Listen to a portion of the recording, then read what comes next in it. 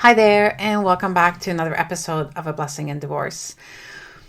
Going through divorce can be very stressful, obviously. And today I want to talk a little bit about finding that calm during the storm, if you will, finding some peace as you're going through something that is very high conflict, perhaps.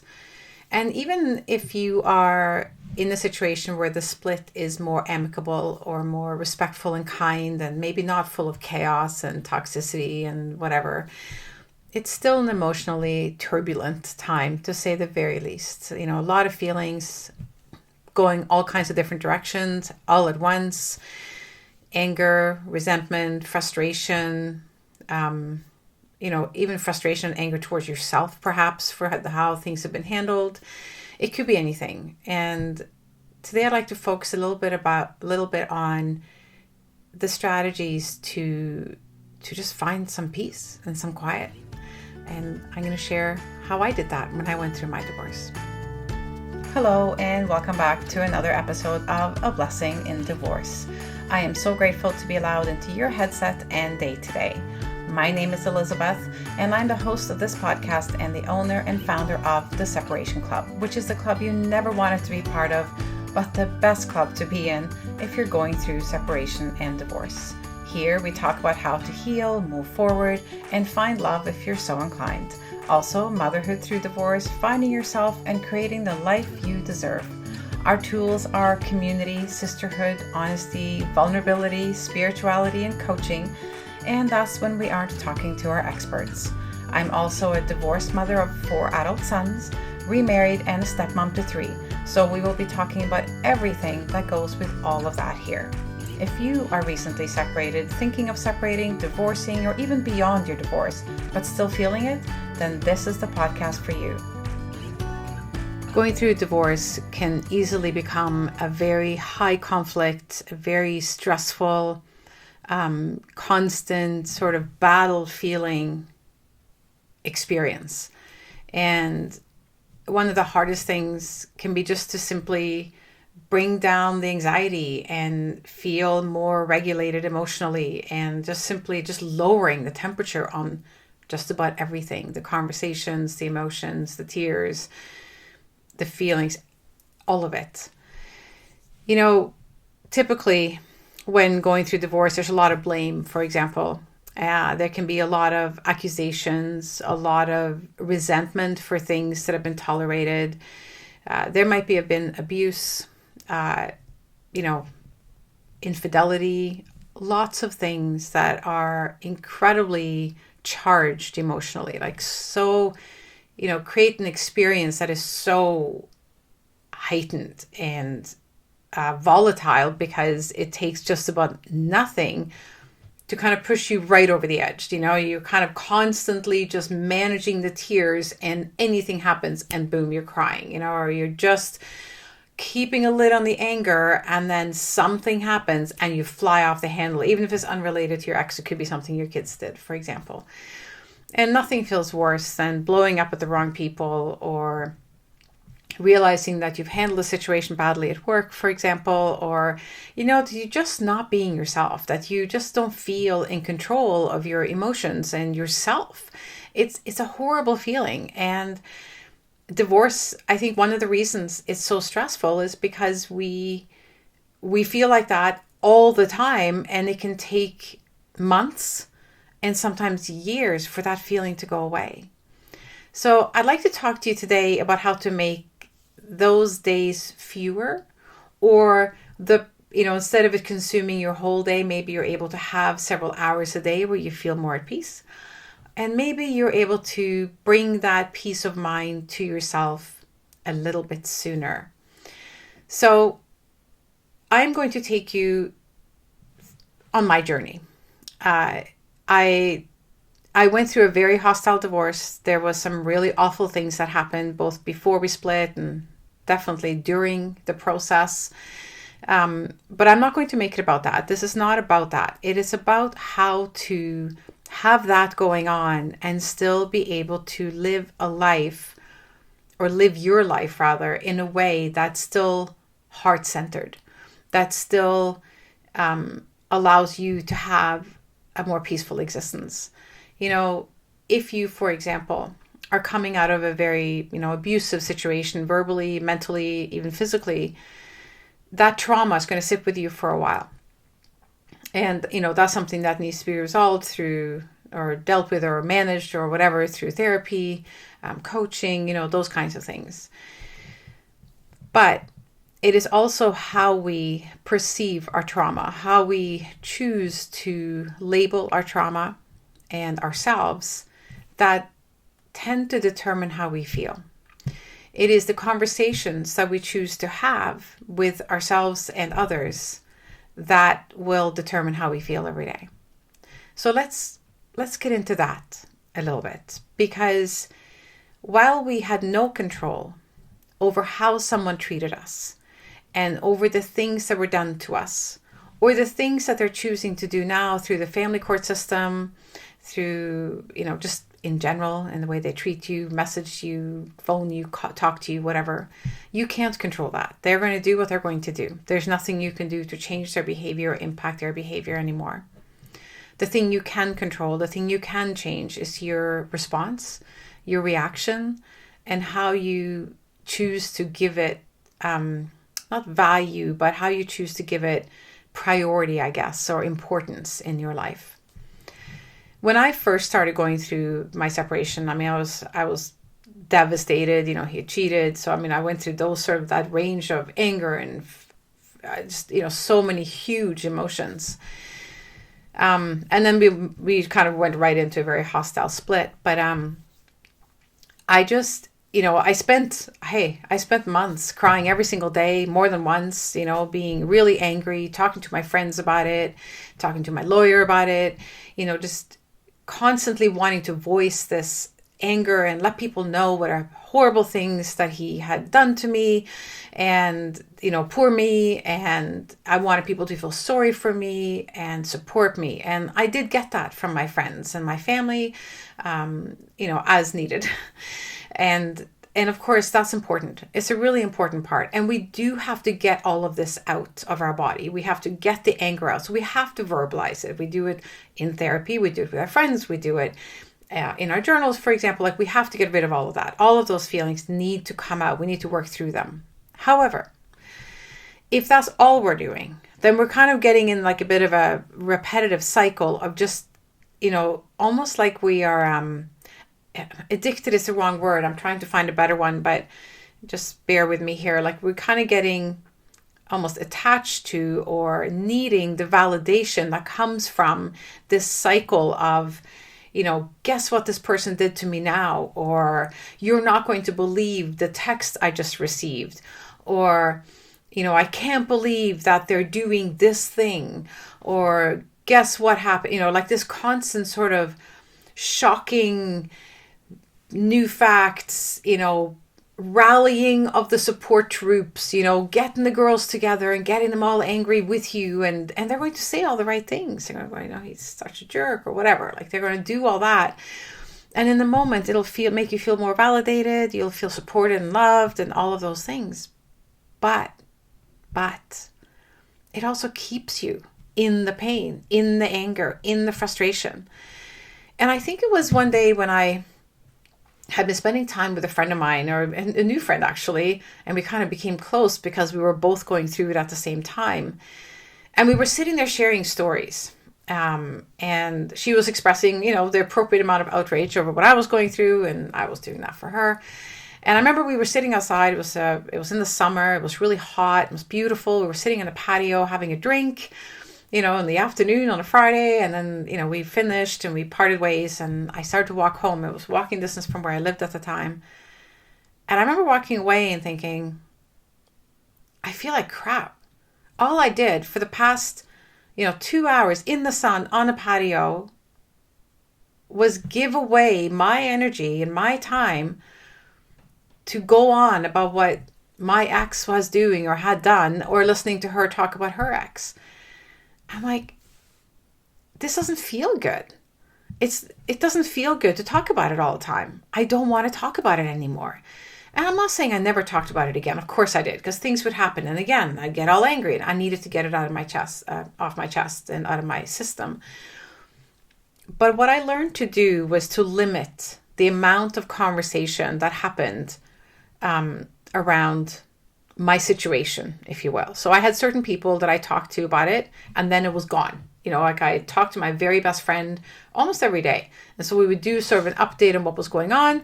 And then I was like, okay, now it's done. How are you doing? Right?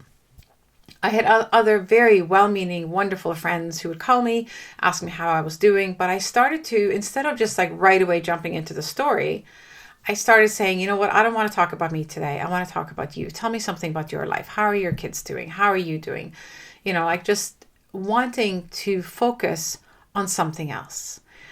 And little by little, as I did that, I started to create these gaps in my day, gaps from the sorrow, gaps from the anger that were now about other things and other people. And I started, it was fairly immediate, the positive effect that had on me. Less crying, less sort of, internal focus and on the past, because that's the other thing that I realized as I started to shift out of this constant regurgitation of the story, was that I was living in the past. Whenever I'm talking about what happened, even if I'm talking about what happened in court that day or the day before, I'm living in the past. And I'm continuing to emphasize that, today I'm going to still feel the pain of the past. And today I'm still feeling the pain of the past. And today I'm telling the story yet again. So guess what? I'm feeling the pain of the past. I was done with that. I don't want to relive it all the time. I didn't want to go through this pain all the time. So I wanted to feel good, plain and simple. I wanted to feel good. And I know you do as well.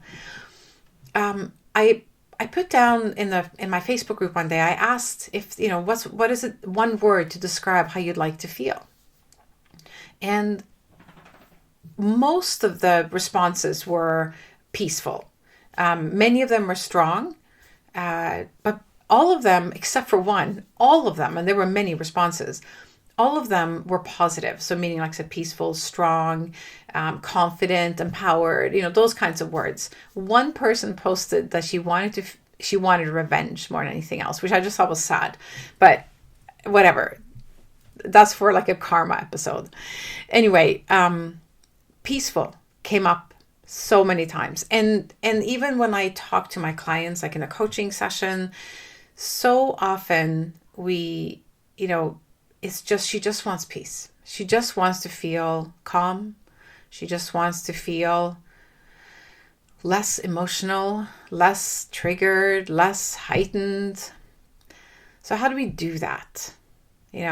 One of the ways that I just mentioned now is like turning our focus away from the story all the time. It's starting to listen to other people's stories, hearing about their day, and so therefore also hearing about good things, like something that their kids did. And then you can share about your kids, something good, right? Something positive that's not divorce related. You're going through a journey of getting divorced, but the divorce does not define who you are unless you allow it to.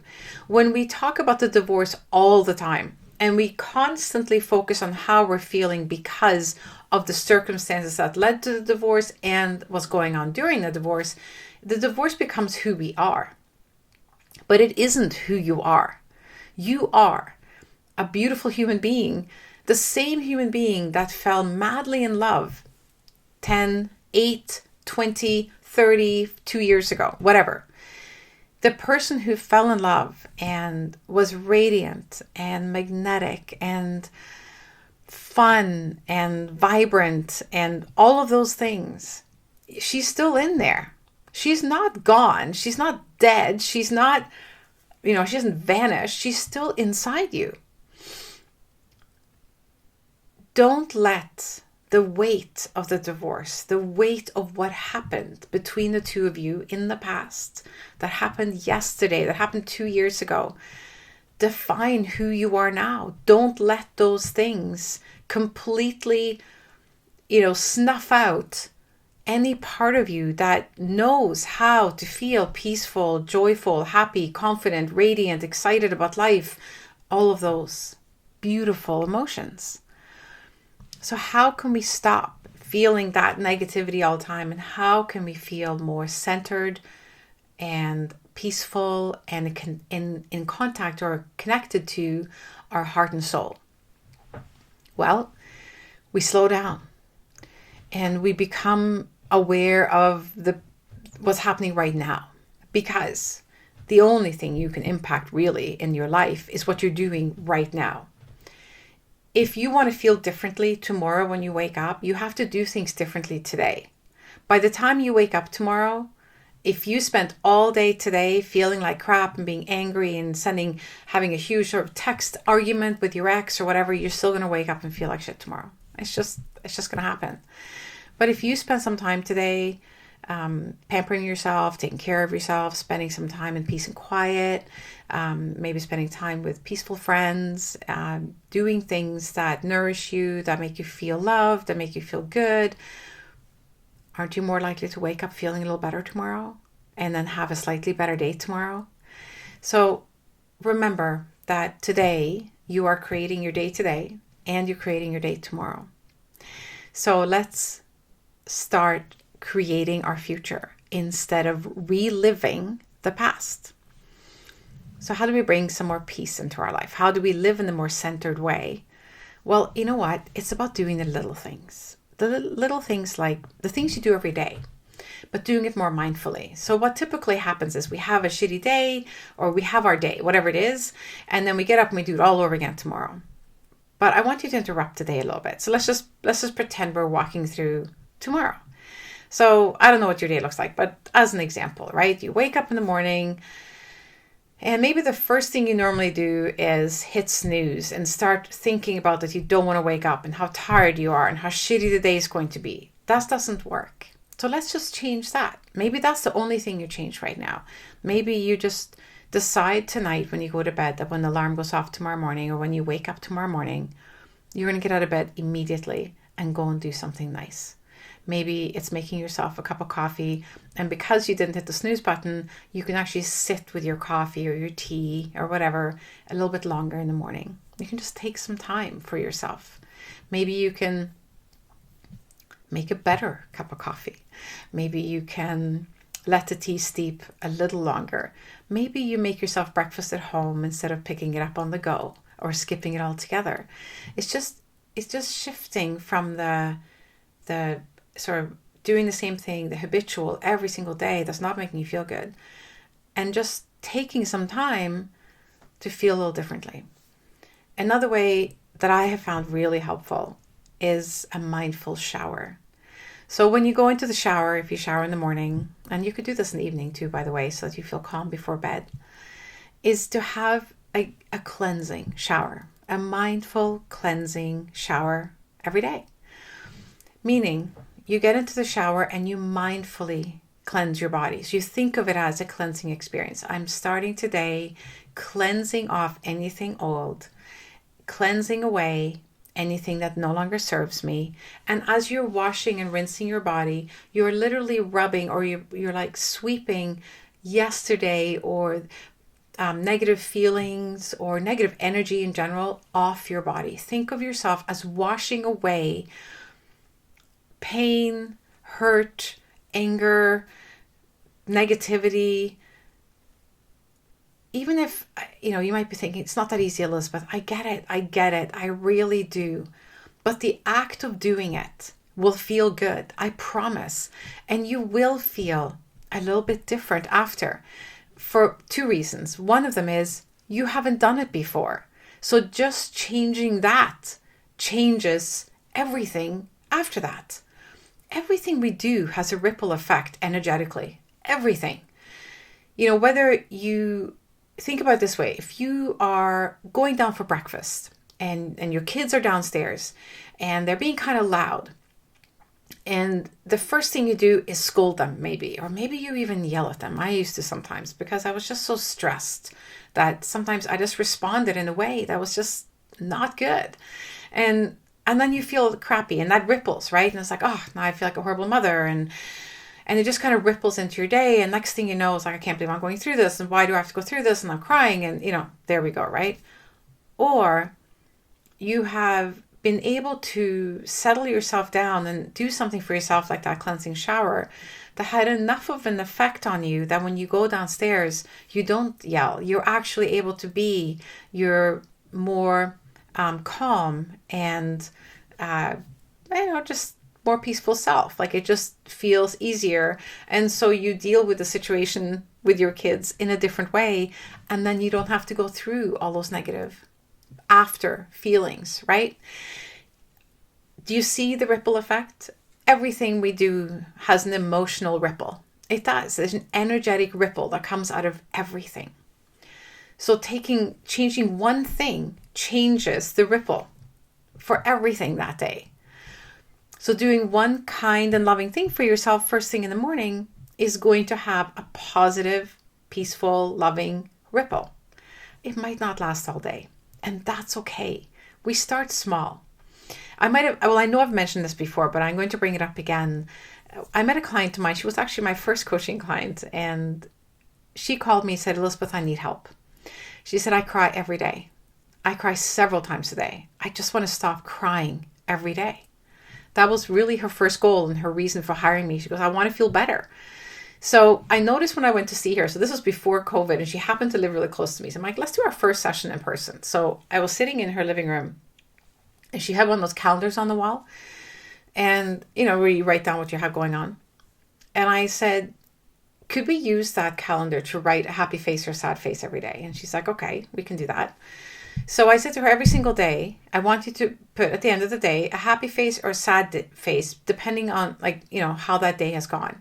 So if you were crying a lot, then you put the sad face down. And if you didn't cry that day, you put a happy face down.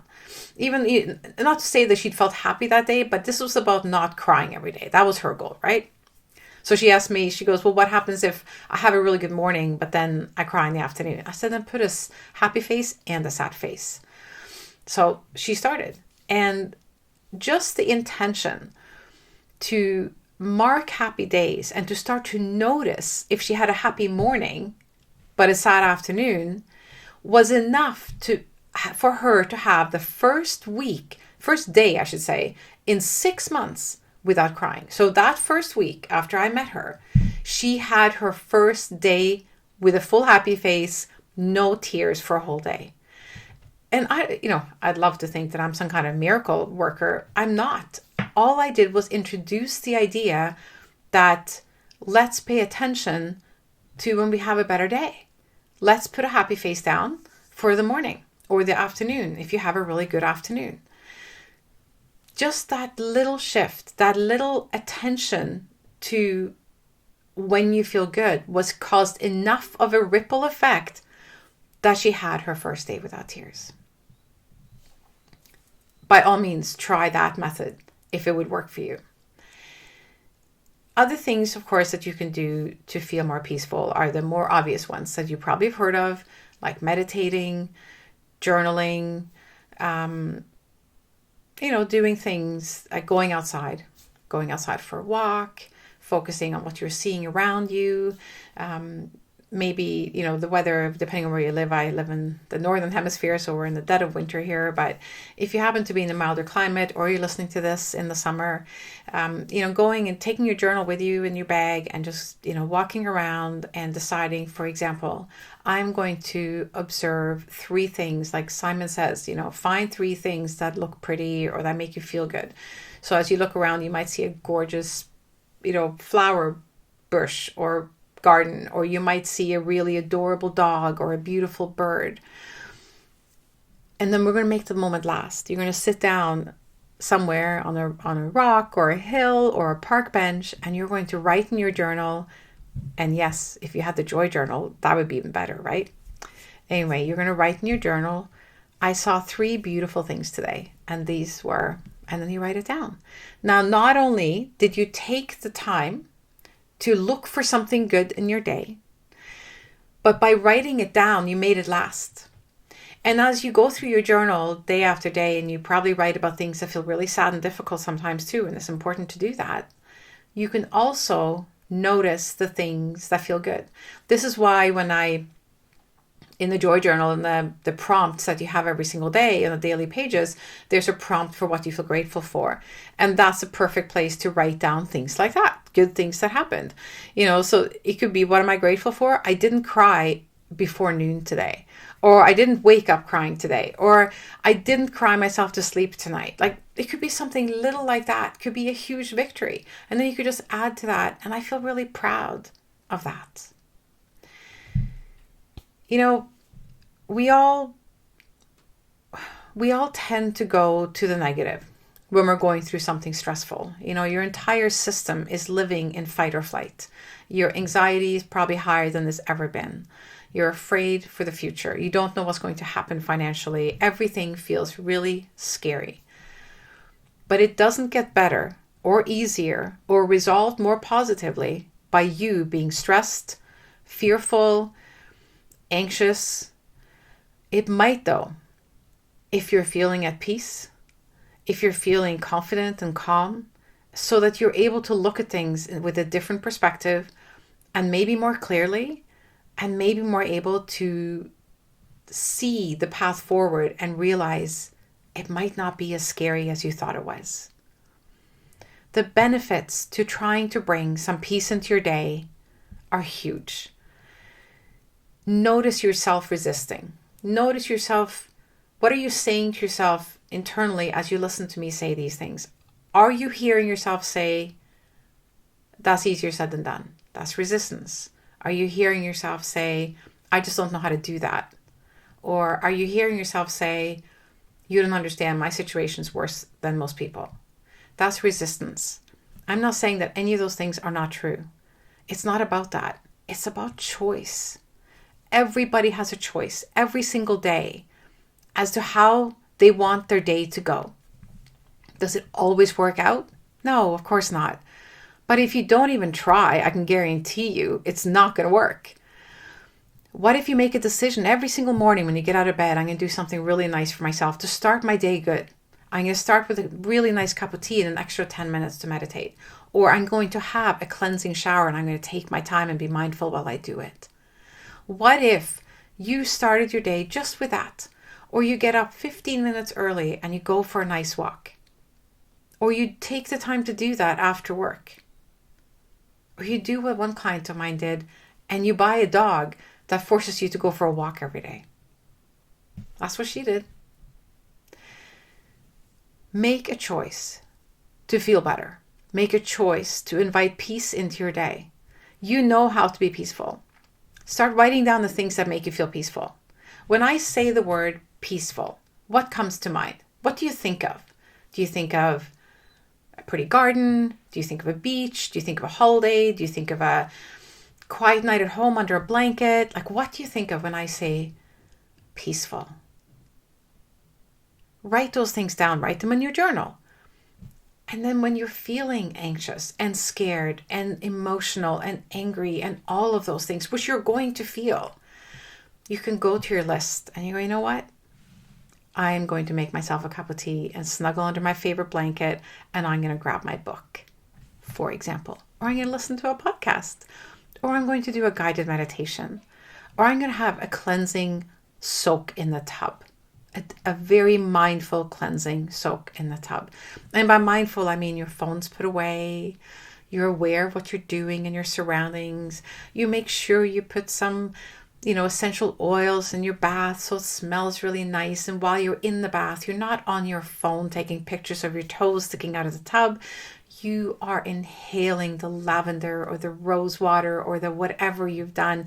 You're observing the candles and you're just sitting there and you're loving yourself and you're saying to yourself, I can do this.